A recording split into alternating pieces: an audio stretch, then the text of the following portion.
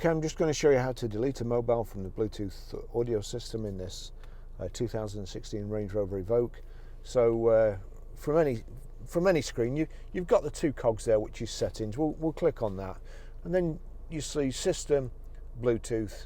Go to Bluetooth. Bluetooth, search for Bluetooth devices, make system discoverable, list of paired devices. So list of paired devices, you see my phone there. So if I click on that, it gives you the option to delete pairing, connect for phone, connect for music, connect all. So delete pairing. Delete pairing for Barry's iPhone 11, yes.